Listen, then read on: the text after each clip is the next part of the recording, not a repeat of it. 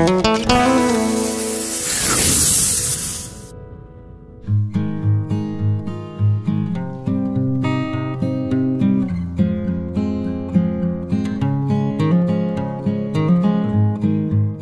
হয় মানুহৰ বাদ বন্ধুৱা নাথাকে জীৱন সংগ্ৰামত জয়ী হ'বলৈ আমি কঠোৰ পৰিশ্ৰম কৰিব লাগিব সাধনা কৰিব লাগিব অধ্যাৱসায় লাগিব জীৱন বাটত আগবাঢ়ি যাওঁতে আমি বহু ক্ষেত্ৰত উজুতি খাওঁ কিন্তু আমি কেতিয়াও পিছ হুহুকি যাব নালাগে সদায় লক্ষ্য স্থান স্থিৰ কৰিব লাগে আমাৰ জীৱনত বয়স কেতিয়াও অন্তৰায় হ'ব নোৱাৰে যিকোনো বয়সত আমাৰ যদি মনোবল অটুট থাকে তেনেহলে আমি যিকোনো ভাল কামেই কৰি যাব পাৰোঁ তাৰ বাবে প্ৰয়োজন ইতিবাচক চিন্তা আৰু মনোবলৰ আমি আজি আহিছো এগৰাকী বিশেষ ব্যক্তিৰ কাষলৈ আমি আপোনালোকক চিনাকি কৰি দিম আজিৰ বিয়লিৰ আলাপত সেইগৰাকী বিশেষ ব্যক্তি আমি কথা পাতিম তেখেতৰ জীৱন পৰিক্ৰমা সম্পৰ্কে তেখেতেনো বৰ্তমান কিহত ব্যস্ত হৈ আছে এই বিষয়ে আমি আপোনালোকক জনাম কিন্তু তাৰ বাবে আপোনালোকে অকমান অপেক্ষা কৰিব লাগিব কিয়নো আমি এয়া আপোনালোকে দেখিছে তেখেতৰ ঘৰৰ চৌহদত আমি উপস্থিত আছো মই গেটতে থিয় হৈ আছো আমি এতিয়া প্ৰৱেশ কৰিম তেখেতৰ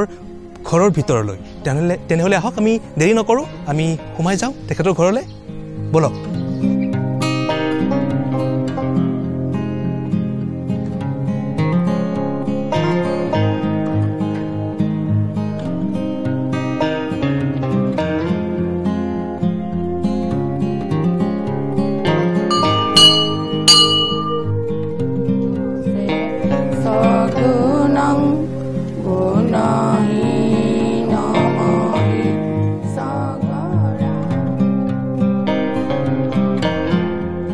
আমি আজি আলাপত বহিছো এগৰাকী বিশেষ ব্যক্তিৰ হৈতে ইতিমধ্যে আপোনালোকক জনাইছো আমি প্ৰৱেশ কৰিছো তেখেতৰ বাসগৃহত আমি কথা পাতিম তেখেতৰ হৈতে তেখেত হৈছে অৱসৰপ্ৰাপ্ত শিক্ষক বৰ্তমান তেখেত লেখামেলাৰ লগত জড়িত নাট্য চৰ্চাৰ লগত জড়িত আৰু বিভিন্ন সামাজিক সাংস্কৃতিক ৰাজনৈতিক আদি কাম কাজৰ লগত জড়িত হৈ আছে আমি এটা কথা ক'বই লাগিব এনেকুৱা ধৰণৰ ব্যক্তিসকলৰ পৰা আমি শিকিবলগীয়া জানিবলগীয়া বহুত আছে আৰু বিয়লিৰ আলাপত আমি এনে ধৰণৰ ব্যক্তিৰ হৈতে আমি কথা পাতো তেখেতসকলৰ অভিজ্ঞতা আৰু অৱসৰৰ পিছৰ সময়ছোৱাত তেখেতসকলে কিদৰে ব্যস্ত হৈ আছে বিশেষভাৱে আমি সেই বিষয়ে কথা পাতো বুজ লওঁ আৰু তেখেতৰো বিভিন্ন ৰুচি অভিৰুচি আছে ভাল লগা বেয়া লগা এই বিষয়ে আমি কথা পাতিম সম্পূৰ্ণ ঘৰুৱা পৰিৱেশত ঘৰুৱা আলোচনাৰ দৰে আমি আলাপ কৰিম তেখেতৰ হৈতে আমি চিনাকি কৰাই দিম তেখেত হৈছে প্ৰদীপ কুমাৰ ভট্টাচাৰ্য মই কৈছে অৱসৰপ্ৰাপ্ত শিক্ষক কটন কলেজিয়েটৰ পৰা তেখেতে অৱসৰ গ্ৰহণ কৰিছে ভট্টাচাৰ্য ডাঙৰীয়া আপোনাক নমস্কাৰ জনাইছো স্বাগতম জনাইছো বিয়লিৰ আলাপলৈ প্ৰথমে কওক আপোনাৰ খবৰ কেনেকুৱা মই ভালে আছে মই সদায় ভাল বুলি ভাবো দেহাটোত থাকেই কিবা কিবি এইবিলাক আৰু মই চিন্তা নকৰো মনটো কিন্তু মই সদায় সুস্থ কৰি ৰখাৰ কাৰণে চেষ্টা কৰি ৰাখো আৰু সেই সুযোগ পালে তোমালোকৰ নিচিনা ডেকা ল'ৰাবিলাক পালে আৰু ভাল পাওঁ নিজৰ ডেকা হ'বলৈ মন যায় আৰু আপোনাক দেখি মোৰ এনেকুৱা লাগিছে আপোনাৰ ব্যক্তিত্ব মই দেখি মোৰ খুব আপ্লুত হৈছো প্ৰবল মনোবল আছে আপোনাৰ মানসিকভাৱে আপুনি যথেষ্ট শক্তিশালী আৰু ইতিবাচক জীৱনশৈলীলৈ আগবাঢ়িছে আপুনি অৱসৰ কেতিয়া গ্ৰহণ কৰিলে মই ইংৰাজী 2001 চনত ডিচেম্বৰ মাহত অৱসৰ লৈছো তেতিয়াৰ পৰা এনেকে ৰাইজৰ মাজত ঘৰখনৰ লগত লাগি আছো আপুনি বিভিন্ন কাম কাজৰ লগত জড়িত হৈ আছে এটা অৱসৰৰ সেই বিশেষ দিনটোত যিদিনা আপুনি অৱসৰ লৈছিলে চাকৰি জীৱনৰ শেষৰ দিনটোত আনুষ্ঠানিকভাৱে যেতিয়া আপোনাক বিদায় দিয়া হৈছিল কেনেকুৱা ভাৱ হৈছিল মনত কিবা হেৰালো ভাৱ এটা আহে কিন্তু মই ভাবো এইটো এটা আনন্দৰ দিন চৰকাৰীভাৱে আমাক অৱসৰ দিছে যে তুমি এতিয়া ঘৰখনৰ লগত লাগা সমাজখনৰ লগত লাগা কিবা কিবি কৰা তুমি এটা শিক্ষাদান কামৰ পৰা আঁতৰি থাকিব লাগিব এইখিনিতে মোৰ আমাৰ এগৰাকী DPI মোক এবাৰ জোৰ কৰি অৱসৰৰ পিছত মাতি নিলে মই কটন কলেজিয়েটৰ পৰা ৰিটায়াৰ হৈছো মাতি নিলে TC তাৰিণী চৰণ চৌধুৰী HS-লৈ তাত এগৰাকী বিষয় শিক্ষক নাই সংস্কৃত পঢ়াবলৈ মানুহ নাই হাহাকাৰ অৱস্থা ছোৱালীবিলাকৰ গতিকে মোক যেনে তেনে মাতি নিলে আৰু তেখেতে কোৱা কথা এটা মোৰ আজিলৈকে মনত আছে কৈছে আপোনাক আমি একো দিব নোৱাৰো আপুনি যিখিনি অৱসৰৰ পইচা পায় সেই চলিব, কিন্তু এই ছোৱালীখিনিক আপুনি সহায় কৰক। আৰু এজন শিক্ষকৰ এইটো এটা নৈতিক দায়িত্ব যে তেওঁৰ অৱসৰ কেতিয়াও নহয়। অৱসৰৰ দিনটো আহে, কিন্তু অৱসৰ নহয়। শিক্ষকে সদায় শিক্ষাদানতে লাগি থাকিব লাগে। তেখেতৰ সেই কথাষাৰ মোৰ আজিলৈকে মোৰ হৃদয়ত লাগি আছে। আজিও মই নিজকে শিক্ষক বুলি ভাবোঁ। যিকোনো মানে কম বয়সৰ ল'ৰা ছোৱালী পালে মোৰ ছাত্ৰ বুলি জ্ঞান হয়, আৰু মই তাক মাতি আনি কিবা এটা ভাল কথা কোৱাৰ ইচ্ছা এটা হৈ যায়। আৰু শিক্ষা যিহেতু জীৱন জোৰা প্ৰক্ৰিয়া, কেতিয়াও শেষ নহয়। আমি জীৱনত প্ৰতিটো খোজতে শিকো, গতিকে শিক্ষাৰ কেতিয়াও শেষ নহয়। আৰু আপুনি যিহেতু শিক্ষক হিচাপে অৱসৰ গ্ৰহণ কৰিলে, সেই শিক্ষকতা জীৱনৰ অভিজ্ঞতা আৰু অৱসৰৰ পিছৰ সময়ছোৱা কিবা পাৰ্থক্য অনুভৱ কৰিছে নেকি? বিশেষ পাৰ্থক্য একো অনুভৱ কৰা নাই, যিহেতু মই অকলশৰীয়াও হ'ব লগা হোৱা নাই, আৰু ঘৰখনতো মই মানে সুন্দৰভাৱে মোৰ দুজনীকে বোৱাৰী, দুটা ল'ৰা, মই এটা ভাল পৰিৱেশৰ মাজত মই থাকোঁ। কিন্তু মোৰ অৱসৰ হোৱা আৰু অৱসৰৰ আগৰ সময়, অৱশ্যে আগৰ ব্যস্ততাটো যি আছিল, আজিৰ ব্যস্ততা অলপ বেলেগ। চাকৰিকালৰ ব্যস্ততাটো আছিল দৈনন্দিন ৰুটিনৰ মাজত ক্লাছবিলাক কৰিব লাগিল, তাৰপিছত অন্যান্য কথাত আহিল, সেইবিলাক আছিল। এতিয়া সেইটোৰ পৰা মই অব্যাহতি পালোঁ। দৈনন্দিন ৰুটিন নাই, ৰুটিনখন মোৰ নিজৰ মতে কৰিব পৰা হৈছোঁ। এতিয়া ৰুটিনখন কেনেকুৱা? ৰাতিপুৱা কেই বজাত শুই উঠে? ৰাতিপুৱা 5:30 বজাত উঠোঁ। উঠি অলপমান কিবা কিবি কৰোঁ, প্ৰাণায়াম কৰোঁ নিজক সুস্থ কৰাৰ কাৰণে। এইখিনি কৰি হাত মুখ ধুই অলপ দেৰি পানী চানী খাওঁ। তাৰ পৰা এই অলপ ফুলনি ফালেও চাওঁ, পানী চানী দিছেনে নাই, আছেনে নাই, সেইখিনি চাওঁ। আহি ব্ৰাছ চাছ কৰি মই আকৌ ৰঙা চাহ খাওঁ। এইখিনি আছে ৰঙা চাহ, একেবাৰে চাহ আৰু। তাৰপিছত দৰৱ আছে, হিচাপৰ দৰৱ কেইটামান, সেইকেইটা খাওঁ। খাই 1-1.5 ঘণ্টামান ৰোৱাৰ পিছত মোৰ সৰু বোৱাৰীয়ে গৈ একে সময়তে উঠে, গৈ পেলাই মন্দিৰৰ কামখিনি কৰে। মন্দিৰৰ কাম কৰি আহি আমাৰ কাৰণে চাহ বনায়। সেইবাৰ আকৌ দ্বিতীয়বাৰ চাহ খাওঁ। দ্বিতীয়বাৰ চাহ তাই সৰু বোৱাৰীয়ে বনায়। চাহ পানী খাই মই পেপাৰ পঢ়োঁ, অকণমান টিভি চাওঁ, বা হয়তো মোবাইলতেই কিবা এটা চাওঁ। এনেকৈ কিছু সময় অন্ততঃ 9টা 9:30লৈকে মোৰ কাটি যায়। তাৰপিছত আহিল টিফিনৰ পৰ্বটো। টিফিন খাওঁ। টিফিন খাই তেতিয়া অলপ 2-এটা মানুহ আহে, কিবা কিবি কথা আলাপ আলোচনা, বহু তাত বাহিৰতে। সেই আলাপ আলোচনাৰ মাজত যায় 2 ঘণ্টামান। তাৰপিছত মোৰ এটা হেবিট আছে, পাচলি কটা, কাটি ভাল পাওঁ। সেইটো আপোনাৰ হবি নেকি? এইটো হবিয়ে একপ্ৰকাৰ। মানে এইটো আগৰ হবি নাছিল, কিন্তু চাকৰি অৱসৰৰ পিছত সময়খিনি হেৰি কৰিব লাগিল, আকৌ হাত দুখন অলপ কৰ্মঠ কৰি ৰাখিব লাগে। সেইকাৰণে মই তৰকাৰী কাটো। ৰন্ধা বঢ়াত আছে নাই ৰুচি? ৰন্ধা বঢ়াত ৰাপ থাকিলেও মই এতিয়া তেনেকৈ মই লাগি নাথাকোঁ, আৰু লগা প্ৰয়োজনো হোৱা নাই। ঘৰত ৰন্ধা মানুহ আছে যেতিয়া মোক ওলাব, তেনেকৈ পাৰ্মিশ্যনে নাই একপ্ৰকাৰ। সেইখিনি কিন্তু কৰোঁ। এই ধৰণে কাটি যায় আৰু আগবেলাটো। তেনেদৰে আপুনি দৈনন্দিন যিটো জীৱনশৈলীৰ যিখন তালিকাখন আগবঢ়াই লৈ গৈ থাকে। এতিয়া যিহেতু আপুনি নাট্য চৰ্চাৰ লগতো জড়িত, অৱসৰৰ পিছত যথেষ্ট সময় আপুনি কৈছে আপুনি পাইছে, গতিকে নাট্য চৰ্চা কেনেদৰে আগবঢ়াই লৈ গৈছে? এতিয়া অৱসৰৰ পিছত অলপ কমিল বুলিয়ে ক'ব লাগিব। তাৰ কাৰণ কেইবাটাও।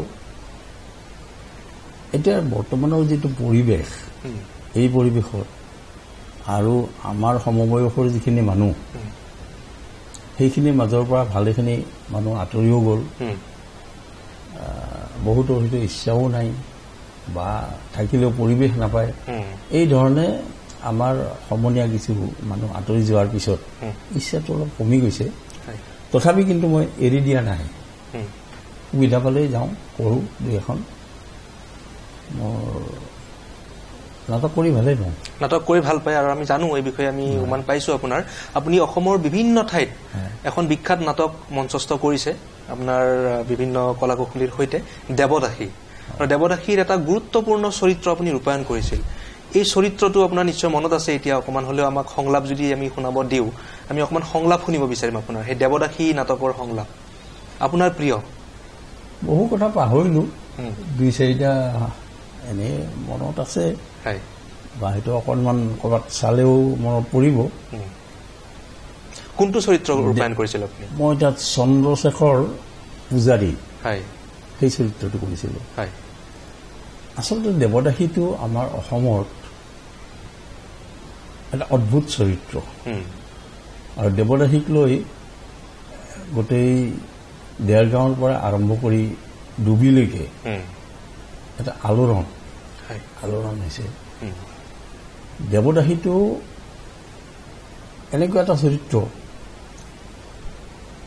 দেৱদাসীয়ে নিজক বিলাই দিয়ে ভগৱানৰ লগত ভগৱান বিষ্ণুৰ সৈতে তেওঁৰ সম্পৰ্ক বিষ্ণুকেই আত্মসমৰ্পণ কৰি গোটেই জীৱনটো কটাব লাগে এটা জীৱন বুলি ক'লে জীৱনৰ পৰ্যায় বহুত শিশুকালৰ পৰা যুৱাকাল আহিল তাৰপিছত পুৰহৰকাল আহিল বাৰ্ধক্য আহিল এই পৰ্যায়ক্ৰমে মানুহৰ জীৱনৰ নীডবিলাক বেলেগ বেলেগ শিশুকালত যিটো থাকে ডেকা কালত যিটো নাথাকে সি মহিলাই হওক পুৰুষেই হওক সেই বয়সখিনিত বয়সৰ হেৰিটোৰ লগত নিজকে লৈ যোৱাটো সাৱধানে লৈ যোৱাটো বৰ টান কাম তাত পিছল খাই মানুহে দেৱদাসীটো হ'ল যে মানৱীয় যিবিলাক অনুভূতি কামনা বাসনা তেওঁৰ অন্তৰত থাকিলেও তেওঁ তাক চৰিতাৰ্থ কৰিব নোৱাৰে দেৱদাসীৰ সেইটো এটা ডাঙৰ গুৰুত্বপূৰ্ণ কথা মন কৰিবলগীয়া তেওঁ বিষ্ণুত সমৰ্পণ কৰে নিজক কৰি পেলাই তেনেকে গোটেই জীৱনটো কটাই দিয়ে এটা সাংঘাতিক টান কাম দেৰগাঁৱৰ এটা শিৱ মন্দিৰত এই ঘটনাটো হৈছিল দেৱদাসী যিখন নাটক আমি কৰিলোঁ এই দেৰগাঁৱৰ এটা শিৱ মন্দিৰক লৈ কৰা চন্দ্ৰশেখৰ তাৰ মুখ্য পূজাৰী তেওঁ তাত সদায় পূজা পাঠ কৰে আৰু চন্দ্ৰশেখৰৰ জীয়ৰী হ'ল পদুমী পদুমীয়ে তাইৰ এটা অভিশাপ আছে তাই কোনোদিন কোনো পুৰুষৰ সৈতে সংসাৰ কৰিব নোৱাৰিব যদি সংসাৰ কৰে তেনেহ'লে যিজন মানুহৰ লগতে তেওঁ সংসাৰ কৰিব তেওঁৰ মৃত্যু ঘটিব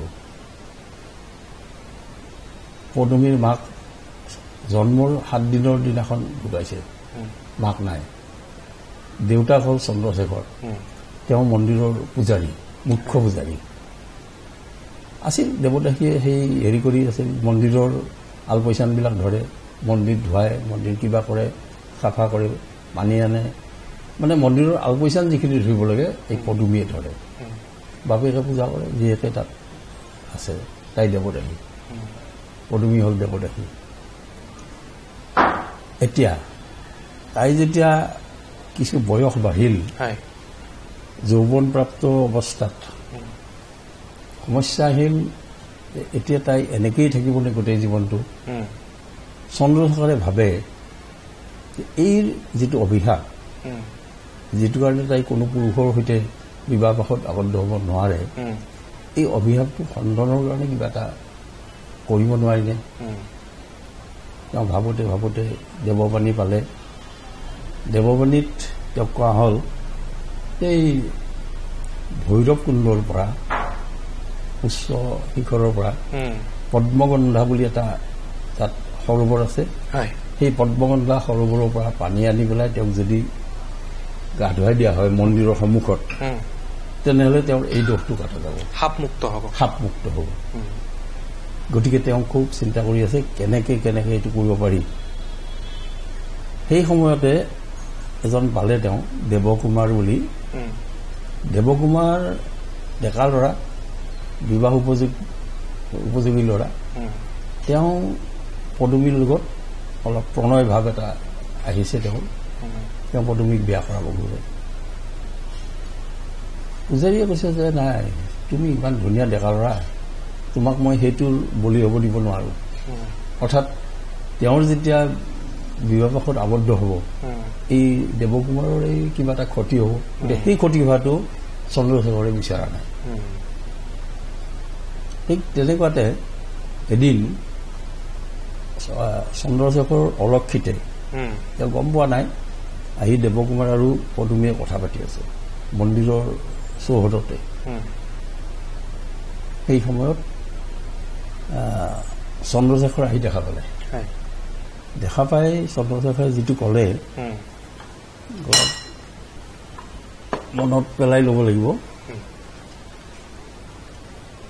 তেখেতে মানে তেখেতক কৈছে আৰু মানে সংলাপটো হ'ল চন্দ্ৰশেখৰে পদুমীক কৈছে,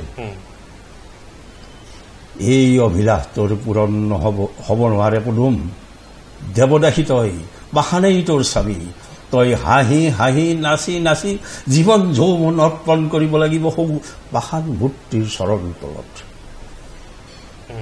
তাৰমানে তই আৰু অন্য কথা বাদ দে, এই দেৱকুমাৰক বাদ দে, তোৰ আচল কথাই হ'ল ইয়াতে মন্দিৰত থাকিব লাগিব, সেই পাষাণ মূৰ্তিকে তই তোৰ স্বামী বুলি বৰণ কৰিব লাগিব, তই এইবিলাক বাদ দে। বুজনি এইটো তেওঁৰ খঙো উঠিছে, বেয়াও পাইছে, মনেদি বিচাৰে যে নহয় পদুমক মই উদ্ধাৰ কৰোঁ, কিন্তু দেখ দেখকে নিজৰ ছোৱালীজনীক ল'ৰা এটাৰ লগত কথা পাতি থকাটো তেওঁ সহ্য কৰিব পৰা নাই। এনেকুৱা এটা দমোজাত পৰি তেওঁ এই ডাইলগটো দিছে। খুবেই ভাল লাগিল সংলাপটো শুনি, আৰু নাটকখনৰ বিষয়ে আপুনি আমাক অকণমান বুজাইও দিলে, দৰ্শকসকলে নিশ্চয় ভাল পাব। এতিয়া আপুনি কওক, চাকৰিত কেতিয়া আপুনি যোগদান কৰিছিল? চাকৰিত মই যোগদান কৰিলোঁ আচলতে মই 66ৰ পৰা কাম কৰি আছোঁ, 64 চনৰ পৰা 1900। সেই সময়ত মোৰ পঢ়া আধৰুৱা কৰি অৰ্থাৎ মই ইউনিভাৰ্চিটিত প্ৰিভিয়াছ দি অসমীয়াতে মই লৈছিলোঁ। 66 চনত ইউনিভাৰ্চিটিত পঢ়াটো আজিৰ দিনৰ লগত বহুত পাৰ্থক্য। তাৰপিছত মই কিবা কিবি পৰিৱেশত পঢ়ি মই পঢ়া কণ্টিনিউ কৰাটো অলপ অসুবিধা হ'ল। তেতিয়া মই উলুবাৰী হায়াৰ ছেকেণ্ডেৰী টিচাৰ হিচাপে সোমালোঁ। স্কুলখন হেৰি হোৱা নাছিল, চৰকাৰী নহয়, মানে কিবা কিবিকে শিক্ষকসকলক দৰমহা পাতি দিয়ে, কিবা সামান্য দৰমহা দিয়ে, সেই লৈ পেলাই মই থাকি লগতে মোৰ পঢ়াটো চলাই আছিলোঁ এনেকৈ। তাৰপিছত মই যাবলগীয়া হ'ল, সেইটো আৰু ভাগ্যচক্ৰই যাক যেনেকৈ টানি লৈ যায় যাব লাগে। 1968 চনত মই নিজৰ গাঁৱৰ ওচৰৰ এখন স্কুলত ইয়াৰ পৰা মই যাবলগীয়া হ'ল, গ'লোঁ, তাতে সোমালোঁ মাত্ৰ এবছৰৰ কাৰণে। তাৰপিছত মই যিখন স্কুলত পঢ়িছিলোঁ বনগাঁও হাইস্কুল বুলি, নলবাৰী জিলা, তাত ঠিক এটা ডেপুটেশ্যন ভেকেঞ্চিৰ এগেইনষ্টে মই কাম কৰিছিলোঁ। তাৰ পৰা আকৌ গভৰ্ণমেণ্ট স্কুলত পালোঁ। সেই তাত কাম কৰি থকা সময়তে গভৰ্ণমেণ্ট স্কুলত পালোঁ ডিফু গভট গাৰ্লছ ছোৱালী স্কুল। তাত গৈ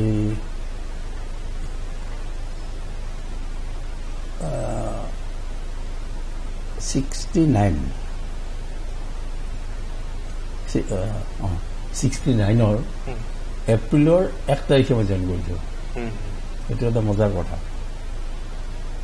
সাধাৰণতে আমাৰ এপ্ৰিল ফুল কৰে, মই ধুতি চাৰ্ট পিন্ধি ধুনীয়াকৈ স্কুলত গৈছোঁ, সাজি কাজি, ছোৱালী স্কুল, মোক ছোৱালীবিলাকে এপ্ৰিল ফুল কৰিছে, ফূৰ্তি এটা। ময়ো যথাযথ উত্তৰ দি সিহঁতক, মানে মুঠতে শিক্ষক হ'লে ছাত্ৰক কেনেকৈ আকৰ্ষণ কৰি ৰাখিব পাৰি, কেনেকৈ দমাই ৰাখিব পাৰি, সেই টেকনিক এটা জানিব লাগে। যিটো পবিত্ৰ সম্পৰ্ক কেনেদৰে অটুট ৰাখিব লাগে, এগৰাকী শিক্ষকে জনা উচিত। গতিকে ময়ো সেই তেনেকুৱা টেকনিক এপ্লাই কৰি শেষত সিহঁতে প্ৰত্যেকে আহি পেলাই ঘূৰি চুৰি সেৱা কৰিছে, ভাল লাগিল সেই প্ৰথম দিনটোতে এপ্ৰিল মাহৰ 1 তাৰিখে তাত থকা সময়তে হাফলং স্কুলত হাফলং গভট বইজ তাত আকৌ ষ্টুডেণ্টবিলাকে ষ্ট্ৰাইক কৰি আছিল হেৰিৰ কাৰণে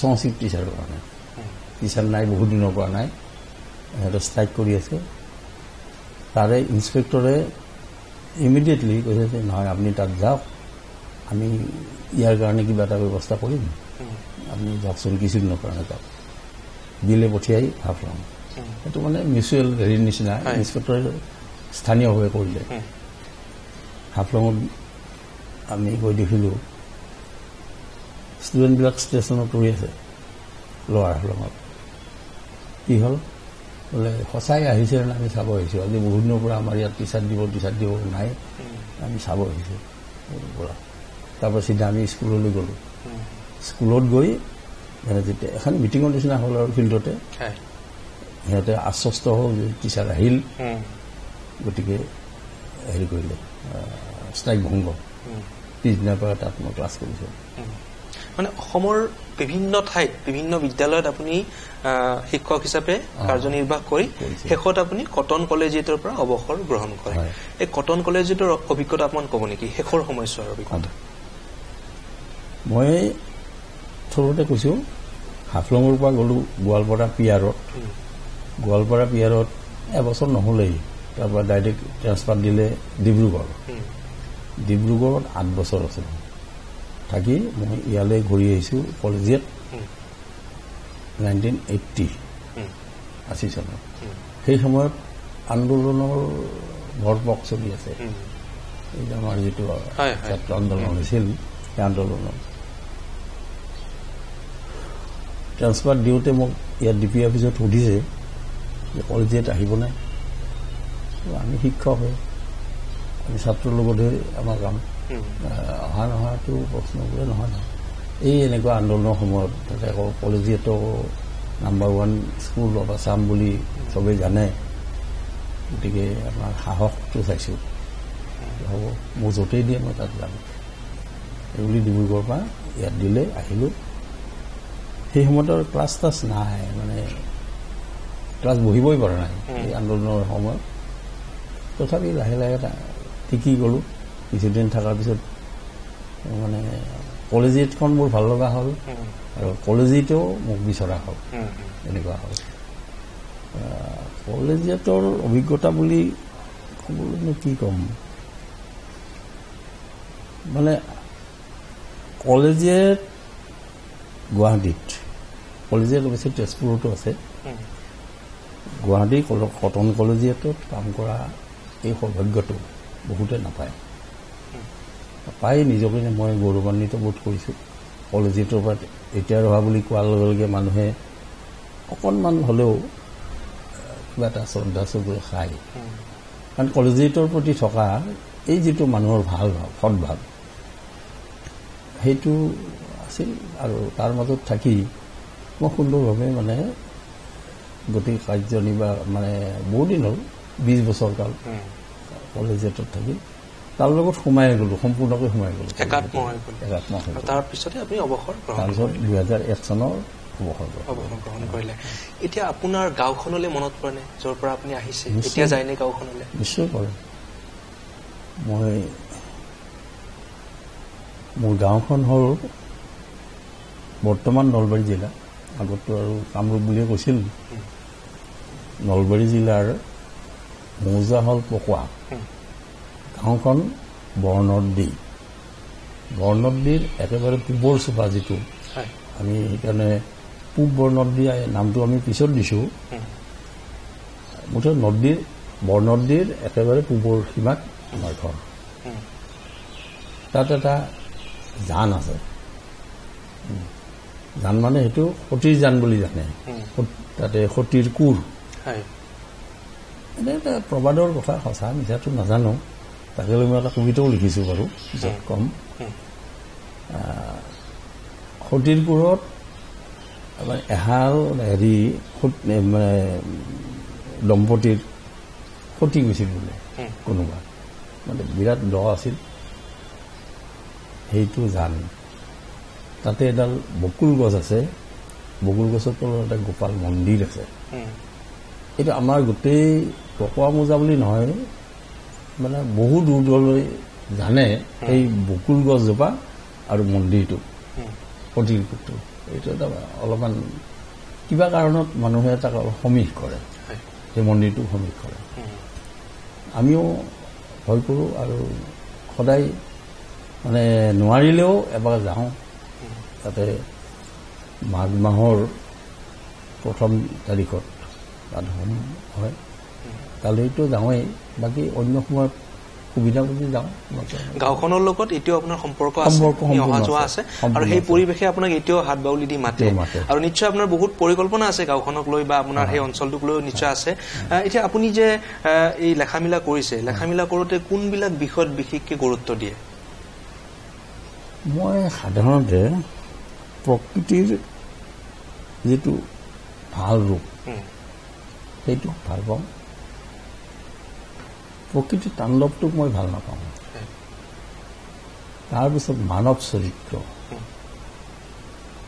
মানুহৰ মাজত এই বেবিচাৰ অনাচাৰ কুৎসুত মানে কপটতা এই কথাবিলাক দেখিলে মোৰ মানে মনটো অলপ পুৰে সেইবিলাকৰ ওপৰত বেছিকৈ লিখোঁ সমাজ ব্যৱস্থাটোৰ ওপৰত লিখোঁ সমাজ ব্যৱস্থা প্ৰকৃতি এইবিলাকৰ ওপৰত লিখোঁ মই এতিয়া আপুনি এতিয়ালৈকে কিমানখন গ্ৰন্থ প্ৰকাশ কৰিলে মই এতিয়ালৈকে 3খন কবিতাৰ কিতাপ সন্ধ্যাৰাগ বিয়লিৰ বলুকা আৰু অভিলেখা বুলি তাৰপিছত এখন তুমি আৰু মই বুলি এখন কবিতাৰ কিতাপ মানে আছে হেৰি হোৱা নাই প্ৰকাশ হোৱা নাই হ'ব এখন উপন্যাস স্নেহবন্ধন বুলি আছে আৰু এখন উপন্যাস প্ৰকাশ হৈছে কলিজাৰ জুই এটা কবিতা সংকলন আছে আমি দেখিছো কবিতা সংকলনৰ পৰা আমি কবিতা শুনিম আপোনাৰ এয়া তেখেতৰ গ্ৰন্থ বিয়লিৰ বলুকাত লিখিছে এয়া অভিলাষা এখন উল্লেখযোগ্য তেখেতৰ গ্ৰন্থ সংকলন এয়া অভিলাষা আমি দেখুৱাইছো লগতে এখন লিখিছে আদৰ্শ প্ৰাণ আনন্দৰাম তেখেতৰ এইখন জীৱনী লিখিছে এতিয়া কবিতা সংকলনো আছে আমাক যদি এই মুহূৰ্তত কবিতা শুনাবলৈ দিওঁ আপোনাৰ ভাল লগা আপোনাৰ নিজৰে লেখনিৰ কোনটো কবিতা শুনাব ইয়াতে আছে আপোনাৰ কবিতা সংকলন এয়া কলিজাৰ জুই আন এখন তেখেতৰ গ্ৰন্থ সংকলন এই গ্ৰন্থ সংকলনখনৰ যি লেখনি হয়তো আমি অনুভৱ কৰিছো তেখেতৰ কথাৰ পৰা তেখেতে যিহেতু সমাজ দৰ্শন জীৱন দৰ্শন অধ্যয়ন কৰিছে আৰু এই গ্ৰন্থখনৰ জৰিয়তে হয়তো তেখেতে প্ৰকাশ কৰিছে বা এই যিখিনি গ্ৰন্থ তেখেতে এতিয়ালৈকে প্ৰকাশ কৰিছে প্ৰত্যেকখন গ্ৰন্থতে তেখেতৰ যি আদৰ্শ সেই আদৰ্শ পৰিস্ফুট হৈছে আৰু কবিতা সংকলন যিখন আছে তেখেতে হাতত লৈছে এটা আমি এটা কবিতা শুনিম মই এইখনত লিখিছিলোঁ আমাৰ যেতিয়া ভাৰতৰ স্বাধীনতা আন্দোলন সেই সময়তে মোৰ জন্ম 1941 চনৰ নৱেম্বৰ মাহৰ 4 তাৰিখত মোৰ জন্ম মোৰ দেউতা আছিল এগৰাকী মানে স্বাধীনতা প্ৰেমী মানুহ স্বাধীনতা যুঁজাৰু তেওঁৰ গ্ৰন্থও আছে কিবা কিবি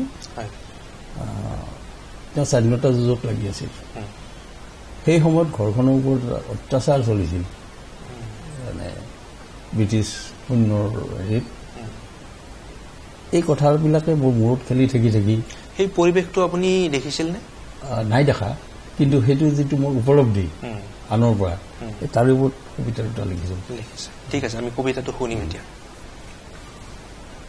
এটা হ'ল মুক্তিৰ অপেক্ষাত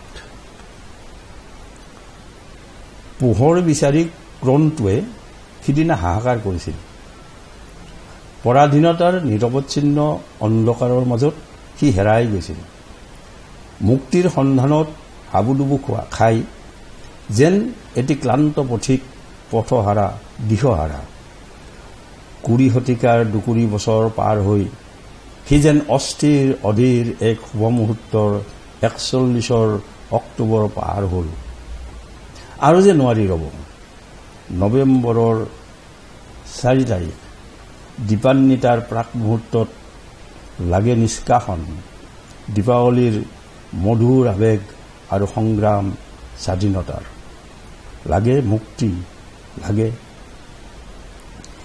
ধুমুহাৰ কাল ৰাত্ৰিৰ হ'ল অৱসান পিছে ড্ৰেগনৰ বিহিদাত কোনে ভাঙিব শিকাব কোনে অমৰ বাণী স্বাধীনতাৰ মোহন দাসৰ অমৃতৰ পিয়লা দেশবাসীৰ অমোঘ অস্ত্ৰ 42ৰ গণ আন্দোলন খেৰৰ পাচিত শুই শুই স্বপ্ন স্বাধীনতাৰ খুবই সুন্দৰ আৰু সেই সময়ৰ যিটো প্ৰতিচ্ছবি আপুনি কবিতাৰে প্ৰকাশ কৰিছে আৰু আমাৰ দৰ্শকে নিশ্চয় আপোনাৰ কবিতা শুনি আপ্লুত হৈছে এইখিনিতে দৰ্শকসকলক আমি জনাওঁ ভট্টাচাৰ্যদেৱৰ এটা নিজা ছপাশাল আছে সেই ছপাশালটোত তেখেতে বিভিন্ন ধৰণৰ গ্ৰন্থসমূহ ছপাৰ ব্যৱস্থা কৰিছে আৰু এটা সৰু পুথিভঁৰাল আছে য'ত তেখেতৰ বিভিন্ন গ্ৰন্থ সংগ্ৰহ আছে তেখেতৰ নিজৰ লগতে তেখেতৰ প্ৰিয় যিসকল লেখক আছে তেখেতসকলৰ গ্ৰন্থসমূহ আছে আমি সেই পৰিৱেশ আপোনালোকক দেখাবলৈ চেষ্টা কৰিম এতিয়া ভট্টাচাৰ্য ডাঙৰীয়া আপোনাৰ কবিতা আমি শুনিম আকৌ অকণমান জানিব বিচাৰিছোঁ আপোনাৰ ভাল লগা বেয়া লগাৰ বিষয়ে আপোনাৰ প্ৰিয় খাদ্য কিবা আছে নেকি খুব ভাল পোৱা প্ৰিয় খাদ্য বুলিবলৈ একো নাই যিটো বস্তু ভালকে ৰান্ধে সেইটো এখন খালি ৰন্ধাটো ভাল হ'ব লাগে সোৱাদ হ'ব লাগিব খাদ্যৰ কোনো নিৰ্দিষ্ট যে এইটোহে খাই ভাল পাওঁ তেনেকুৱা একো নাই চব খাওঁ প্ৰিয় ঠাই কিবা আছে নেকি প্ৰিয় ঠাই য'ত আপোনাৰ যাবলৈ সপোন আছে বা গৈছে এতিয়ালৈকে মই সাধাৰণতে অকণমান আধ্যাত্মিক আৰু সাংস্কৃতিক দিশটো ভাল পোৱা মানুহ সংস্কৃতি ভাল পাওঁ সংস্কৃতি কি বুজি পাওঁ আৰু আধ্যাত্মিক চিন্তাত অকণমান থাকিব বিচাৰোঁ গতিকে তেনেকুৱা ঠাইবিলাকতে যাব খোজোঁ মই গৈছোঁ মই ভূটানতো গৈছোঁ তাৰপিছত ত্ৰিপুৰাত গৈছোঁ আগৰতলা তাত কিন্তু আমি মঠ মন্দিৰ বিচাৰি ফুৰোঁ অলপ ক'ত আছে মানে পবিত্ৰ স্থানসমূহ দৰ্শন কৰি আপোনাৰ বেছি ভাল লাগে এটা চিনেমা চাই ভাল পায়নে চিনেমা চাওঁ কেনেকুৱা চিনেমা চাই ভাল পায় এতিয়াতো আমাৰ সময়ত আছিল অমিতাভ বচ্চন গোবিন্দা তাত কিন্তু এটা আদৰ্শ আছিল তেওঁলোকে আদৰ্শহীন চৰিত্ৰ কৰা নাছিল এতিয়াৰ চিনেমাবিলাকত মোৰ বৰ এটা ভাৱ নাই মই ভাল নাপাওঁ সিমান বৰ্তমানৰ যি চিনেমা তাতকৈ মই দুখন চিৰিয়েলে চাওঁ চিনেমাটোত বৰ ধাৰাবাহিকো চোৱা যায় মাজে মাজে গান শুনি কেনেকুৱা পায় গান শুনি ভাল পাওঁ প্ৰিয় শিল্পী আছে নেকি কোনোবা যাৰ গীত শুনি আপুনি বেছি ভাল পায় প্ৰিয় শিল্পী নাই তেনেকুৱা মই বহুতে কয় আজিৰ যুগৰ লগত মিলাই মই নাম নকওঁ বাৰু মই কিন্তু সিমান বৰ হেৰি নহয় কোনবিলাক গীতে পাপনৰ গীত মই পচন্দ কৰোঁ বৰ্তমান পাপনৰ গীত আপোনাৰ বৰ্তমান পাপনৰ গীতটো মই অলপ পচন্দ কৰোঁ এনেকুৱা কিবা আছে নেকি এনেকুৱা ধৰণৰ গীতে মোৰ হৃদয় চুই যায় গীতৰ কথাই হওক বা সুৰে হওক তেনেকুৱা বিশেষ নাই আৰু তেনেকুৱা ৰুচি অভিৰুচি কি আছে আপোনাৰ একদম ভাল লগা যিটো কাম কৰি আপুনি ভাল পায় ধৰক সময়টো আপুনি কৈছে পাচলি কাটি ভাল পায় তাৰ বাহিৰেও কিবা আছে নেকি ৰুচি অভিৰুচি মই সৰুতেই ক্লাছ 8-9 এনেকুৱা পঢ়ি থাকোঁতেই যেতিয়া মোৰ এটা চখ হৈছিল আবৃত্তি কৰাৰ আবৃত্তি ৰিচাইটেশ্যনটো মই ভাল পাওঁ আৰু সেই সময়তে কৰা এটা আবৃত্তি আজিও মানে মোৰ হেৰিৰ ভিতৰত বিন্ধি থাকে মনত আছে আৰু সেই আবৃত্তিটো কি হৈছে এবাৰ প্ৰথম স্কুলৰ এই স্কুলবিলাকত আগতে হেৰি বাৰ্ষিক অধিৱেশন পাতিলে তাত হেৰি কৰাই নহয় তাতে আবৃত্তিটো কৰিলোঁ মোক মানে বহুতকেইটা পুৰস্কাৰ আনি এনেই দিলে ইও এটা পুৰস্কাৰ সিও এটা তাৰপিছত কি হ'ল য'তে মিটিং পাতে বা কিবা ফাংচন পাতে মোক মাতে সেইটো আবৃত্তি কৰিব লাগে আমিও শুনিব বিচাৰিছোঁ আমাক শুনাব লাগে এতিয়া মাত্ৰ কেইলাইন মানে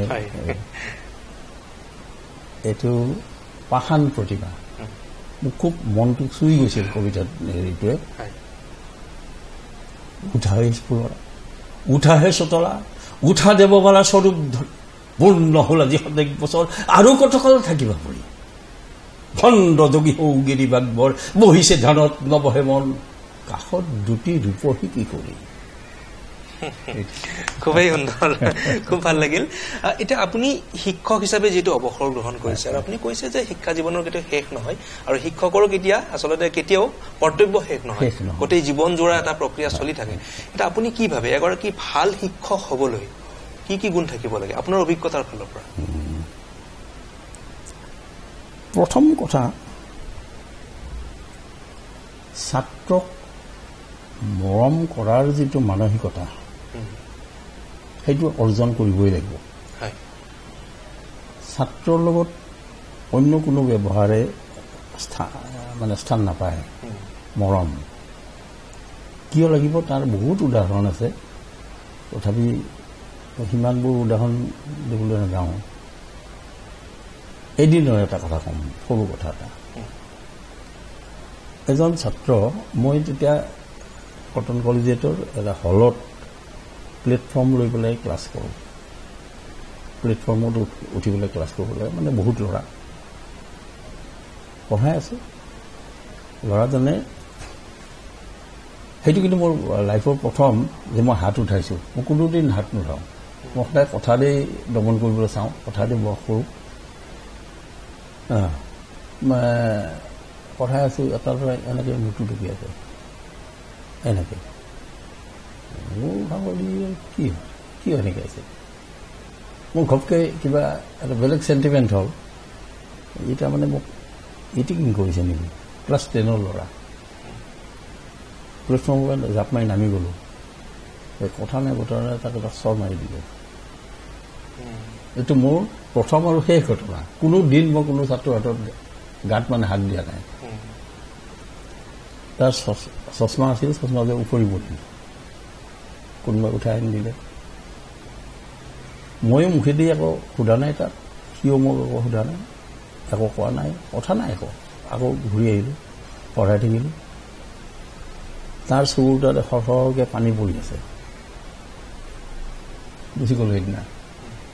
নেক্সট ডে নহয়, তাৰ নেক্সট ডে তাৰ বাপেকজন স্কুললৈ আহিছে। মই ভাবিছোঁ আৰু নিশ্চয় গোচৰ লৈ আহিছে, ভাবিলোঁ আৰু মনতে।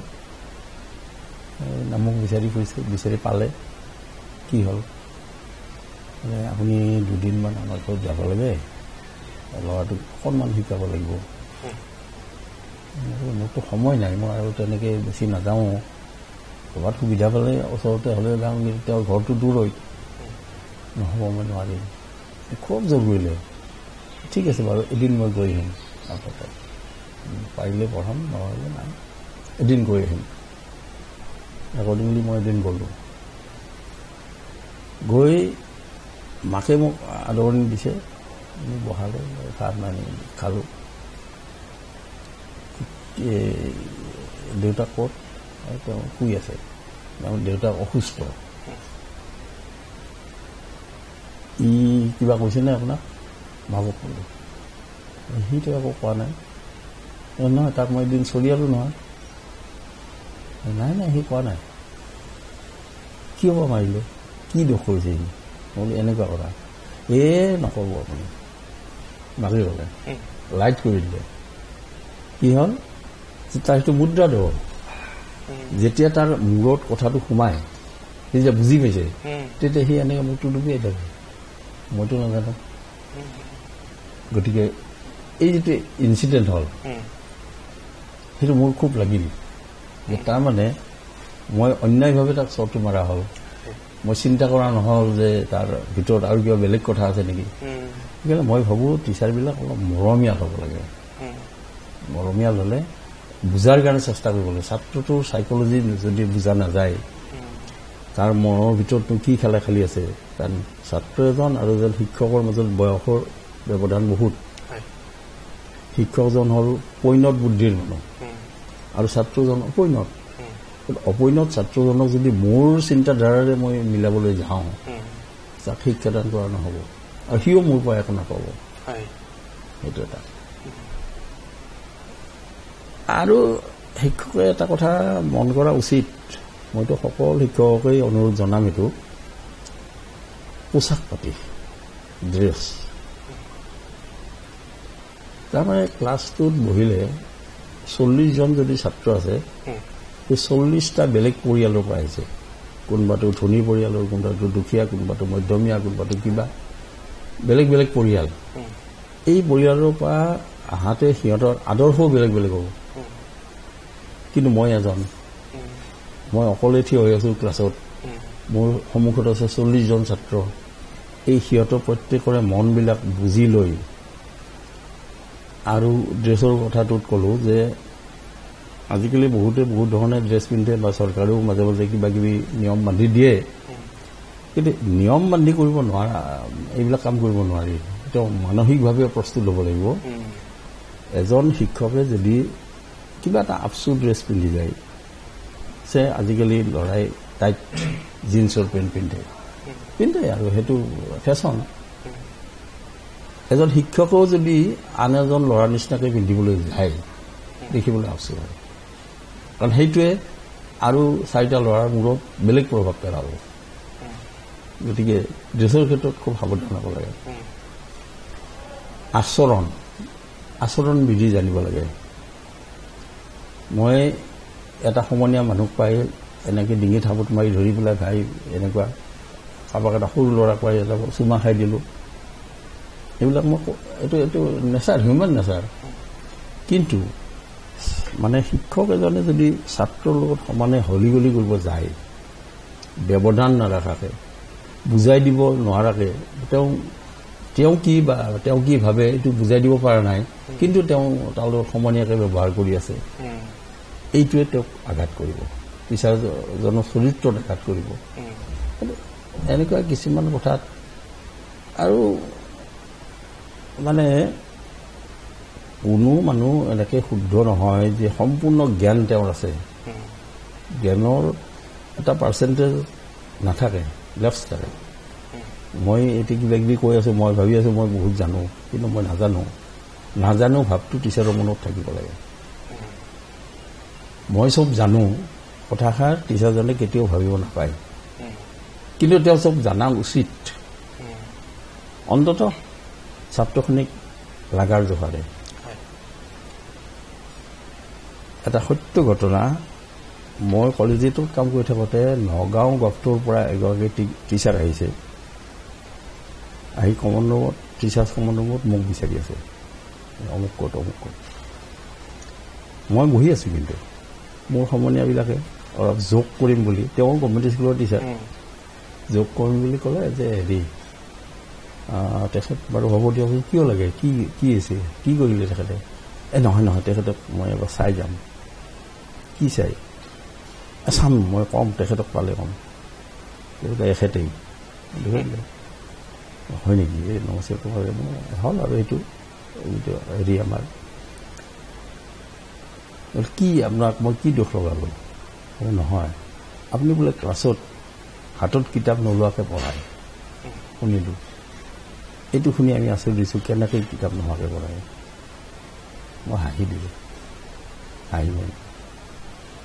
আপুনি হাঁহিছে কথা কওকচোন চাওক আপুনি এজন টিচাৰ আপুনি কেতিয়াবা নজনা ল'ৰাক পঢ়াব এটলিষ্ট আপুনি সেই ল'ৰাকেইটাতকৈতো অলপ বেছি জানে গতিকে আপুনি যিদিনা যিটো পঢ়াব সেইটো ঘৰত অকণমান প্ৰিপেয়াৰ কৰি যে আজি মই এইখিনি পঢ়াম সেইখিনি কাৰণে ৰেডি হৈ আহক কিতাপখন কিয় লাগে আপোনাক ছাত্ৰজনেও কিতাপখন লৈ থাকিব আপুনিও কিতাপখন লৈ থাকিব একেই হ'ল দেখোন গতিকে আপুনি কিতাপখন নোহোৱাকৈ পঢ়াওকচোন নিজে ঘৰত প্ৰিপেয়াৰ হৈ গ'লে কিতাপখন কিয় লাগে তেতিয়া ছাত্ৰজনৰ যিটো ইম্প্ৰেশ্যন এই কিতাপ চাই পঢ়াই থাকিলে সেই ইম্প্ৰেশ্যনটো নাহে মই ফিল কৰোঁ এইটো আৰু আপোনাৰ এই অভিজ্ঞতাৰ ফালৰ পৰাই কথাখিনি এগৰাকী শিক্ষক হ'বলৈ হ'লে ভাল শিক্ষক হ'বলৈ হ'লে তেখেতৰ ব্যক্তিত্ব আচাৰ আচৰণ তেখেতৰ পোচাক পৰিচ্ছদৰ লগতে অধ্যয়নশীল মনোভাৱ এটা থাকিব লাগিব গতিকে এই কথাখিনি নিশ্চয় আমাৰ দৰ্শকে উপলব্ধি কৰিব আৰু যিসকল শিক্ষক আছে তেখেতসকলে নিশ্চয় আপোনাৰ কথাৰ পৰা হৃদয়ংগম কৰিব অনুভৱ কৰিব তেখেতসকলে আপোনাৰ কথাখিনি এতিয়া বৰ্তমান সময়ত আপুনি কি কামত ব্যস্ত হৈ আছে লেখা মেলা নাট্য চৰ্চা কি কাম পৰিকল্পনা কিবা আছে নেকি লেখা মেলা অলপ কৰোঁ কিন্তু অলপ আজিকালি হেলা হৈছে লিখিবলৈ মানে হাতখন বেছি নচলে গতিকে লিখাটো অলপ শ্ল' হৈছে লিখি আছোঁ এখন কিতাপ ওলাব অলপতে তুমি আৰু মই বুলি কবিতা কিতাপ এখন ওলাব। সেইটো বাৰু ঘৰত কৰোঁ। বাকী সামাজিকভাৱে মোৰ এটা সাহিত্য সংস্কৃতি চৰা বুলি এটা অনুষ্ঠান আছে। এইটো এইবাৰ 32 ইয়াৰ্ছ হ'ল। আৰম্ভণি আমি কৰা, অৰ্থাৎ মই প্ৰথম প্ৰেচিডেণ্ট আছিলোঁ। মাজত তেনেকৈ ইফাল সিফাল হৈ হাল বদল হৈ আকৌ মই আজি 3 বছৰ হ'ল লৈছোঁ। এই 6 জুনত আমাৰ প্ৰতিষ্ঠা দিৱস গ'ল, আমি পাতিলোঁ। তাতে এখন মেগাজিন দিব পাৰিম, মই উলিয়াইছোঁ এখন, আমাৰ ত্ৰিধাৰা বুলি এখন মেগাজিন ওলাই দিম বাৰু। তো সেইটো এটা অনুষ্ঠান। তাৰপিছত এটা NGO আছে, NGO divine and welfare organisation বুলি, তাৰো ময়ে প্ৰেচিডেণ্ট। আমাৰ সেইটো টাৰ্গেটটো হ'ল মানে সমাজত ক'ৰবাত কিবা বেয়া কথা থাকিলে সেইটো দূৰীকৰণৰ কাৰণে আমি নিজাববীয়াকৈ যি পাৰোঁ চেষ্টা কৰোঁ। আকৌ চৰকাৰীভাৱে কিছুমান আমাক তেনেকুৱা প্ৰগ্ৰেম দিয়ে। এই যেনেকৈ চৰলৈ গৈছোঁ, আমি চৰত গৈ আমি মিটিং কৰি আহিছোঁ। মিটিং মাটাঙৰ যোগেদি ইয়াত কোনো অৰ্থনৈতিক হেৰি নাই, এটা ছ'চিয়েল ছাৰ্ভিচৰ নিচিনা হৈছে, সেইটো কৰি আছোঁ। সামাজিক সাংস্কৃতিক আৰু শিক্ষাৰ যিটো সেৱাৰ মনোভাৱ লৈ কিছুমান কাম আপুনি কৰি আছে। এতিয়া চাকৰি কৰি থকা সময়ত পৰিয়ালটোক বেছি সময় দিব পৰা নাযায়, যিহেতু ব্যস্ত, ৰাতিপুৱা উঠিয়ে যাব লাগে, নহয় জানো? আৰু তাৰ পৰা আহিও বিভিন্ন কাম কাজ থাকে। অৱসৰৰ পিছত কিন্তু সময় পোৱা যায়। পৰিয়ালটোৰ লগত বৰ্তমান আপোনাৰ যিটো বণ্ডিং বা সম্পৰ্ক কেনেকুৱা? সম্পৰ্কটো হ'ল বন্ধুত্ব। মানে লালয়েত পঞ্চবৰ্ষানি 10 বৰ্ষানি তাৰয়েত প্ৰাপ্তেতু 16 বৰ্ষে পুত্ৰং মিত্ৰবদাচৰেত। অৰ্থাৎ প্ৰথম 5 বছৰত ল'ৰা ছোৱালীক খুব শাসন কৰিব লাগে। ময়ো কিন্তু পিটিছোঁ ল'ৰা ছোৱালী। পঞ্চবৰ্ষানি 10 বৰ্ষানি তাৰমানে তাৰ পৰা 10 বছৰ, তাৰমানে আপ টু 15। কি প্ৰথমটো লালয়েত মৰম কৰিব লাগে, তাৰপিছততো তাৰয়েত কোবাব লাগে, অৰ্থাৎ শাসন কৰিব লাগে। 15 বছৰ 15 বছৰ উকলি যোৱাৰ লগে লগে 16 বছৰৰ পিছত এই মিত্ৰবত, বন্ধুৰ নিচিনা। 5 বছৰ প্ৰথম খুব মৰম কৰিম, 10 বছৰ শাসন কৰিম, তাৰ পিছৰখিনিত কি কৰিম, বন্ধুৰ নিচিনাকৈ আগবাঢ়িলাম। তেতিয়া মোৰ গোটেইখিনি বন্ধু। মোক কোনে আকৌ কৰিবও নিদিয়ে, কোনো টেনশ্যন নিদিয়ে। মই প্ৰসংগত কৈছোঁ, মোৰ ছোৱালী এজনী বিয়া হৈ গ'ল, ল'ৰা 2টা। ডাঙৰ ল'ৰাজন ডাক্তৰ, সৰুজনে এই প্ৰেছটো চলায়। এই তাতে কেতিয়াবা মই সি যিবিলাকত অসুবিধা পায় সেইবিলাকত অলপ চাওঁ। সেই তেনেকেই মই ব্যস্ত হৈ আছোঁ। মোৰ কোনো নিৰ্দিষ্ট কাম নাই, নিৰ্দিষ্ট তেনেকুৱা বিশেষ নাই। আৰু সেই চপাহালটোৰ আমি পৰিৱেশ দেখুৱাম আমাৰ দৰ্শকক। এতিয়া আপুনি আপোনাৰ সহধৰ্মিনীক প্ৰথম ক'ত লগ পাইছিলে? প্ৰেম বিবাহ হৈছিল নে ঘৰত চাই আপোনাৰ হেৰি হৈছিল, বিবাহ হৈছিল? Arrange marriage. এতিয়া আমি ছাৰৰ পৰা জানিব বিচাৰিছোঁ অকণমান তেখেতৰ বিবাহ সম্পৰ্কে। আপুনি বাইদেউক ক'ত লগ পাইছিল আৰু প্ৰেম বিবাহ হৈছিল নে ঘৰত চাই বিয়া হৈছিল আপোনাৰ? আমাৰ প্ৰেম বিবাহ হোৱা নাই, কিন্তু প্ৰেমটো আৰম্ভ হ'ল বিয়াৰ পিছত। এতিয়া আমি লগ হৈ আছোঁ দিয়ক। 1959 চনৰ 27 জানুৱাৰীত মানে বিধিসন্মতভাৱে আমাৰ মা দেউতাৰ ইচ্ছা অনুসাৰে বিয়াখন পতা হৈছে। আপোনাৰ দিন বাৰ তাৰিখ সকলো মনত আছে, খুবেই ভাল। আৰু এগৰাকী মানে ভাল মানে হাজবেণ্ড বুলি কৈছো, হাজবেণ্ডৰ লক্ষণ বুলি ক'ব লাগিব, নহয় জানো? এতিয়া আপুনি কি ক'ব, আমাৰ দৰ্শক ৰাইজক কি ক'ব আপোনাৰ অভিজ্ঞতাৰ ফালৰ পৰা? কোনটো বিষয়ে? জীৱন সম্পৰ্কে বা কেনেদৰে আমি আগবাঢ়ি যাব লাগে? মানে সেইটো মই ক'বলগীয়া নাই, গীতাত কৈছে, দুখেচু বিগত স্পৃহ সুখেচু অনুদ্গত মন। এটাই লাইন কৈছোঁ মই, গীতাই কৈছে যে তুমি দুখতো ভাঙি নপৰিবা, আনন্দতো আত্মহাৰা নহবা। তেনেকৈ চলি গ'লে জীৱনটো সুন্দৰ। দুখ সুখ চব থাকিবই জীৱনত, সেইটো আৰু কোনেও এৰাই চলিব নোৱাৰে।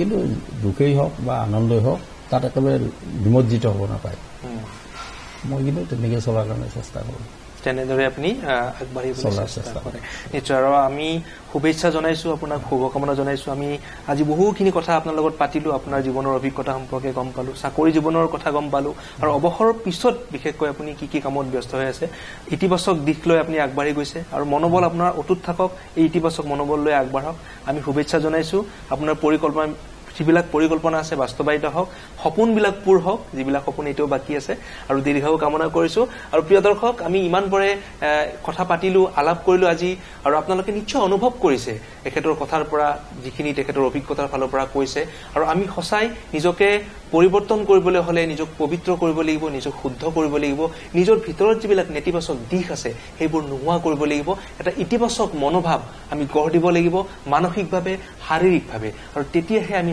জীৱন যুদ্ধত সফল হ'ব পাৰিম আজিৰ বিয়লিৰ আলাপত আমি বহুখিনি কথা পাতিলো আমি ধন্যবাদ জনালো তেখেতক পুনৰবাৰ আৰু পুনৰ আপোনালোকক পৰৱৰ্তী বিয়লিৰ আলাপত এনেকুৱা ধৰণৰ বিশেষ ব্যক্তিৰ সৈতে আমি চিনাকি কৰাই দিম আৰু আমি আলাপ কৰিম গতিকে আজিলৈ আমি বিদায় লৈছো আপোনাক শেষত পুনৰ লগ পোৱাৰ আশাৰে নমস্কাৰ